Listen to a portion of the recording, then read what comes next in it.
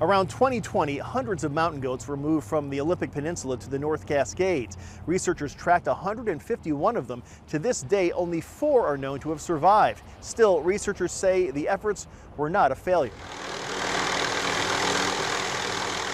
It was an effort to help Northwest mountain goats survive. Crews used tranquilizer darts before blindfolding the creatures for their journey to their new environment. The goats were moved because they're not native to the peninsula or harming vegetation and becoming aggressive. In fact, one killed a hiker in 2010. We're seeing more visitor impacts and vegetation impacts, so it's like we need to do something.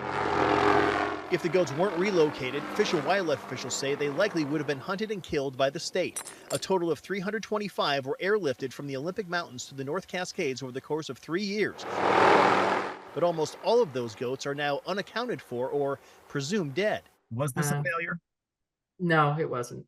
It wasn't. You know, as in anything in the environment or biology, the picture is more complex, you know, the more you delve into it. Patty Happy oversaw the project for Olympic National Park. She says the die-off is alarming, but not surprising. Happy concedes stress from the airlift likely contributed to some deaths, but old age and predation were likely factors, and dead batteries on radio collars caused researchers to lose track. The tightest relationship to those declines is it's climate change. It's that warmer summers that lead to poor forage conditions, and so the goats just don't go into winter in as good a shape, and that leads to die-off. There are now only about 3,000 mountain goats in Washington compared to 10,000 60 years ago.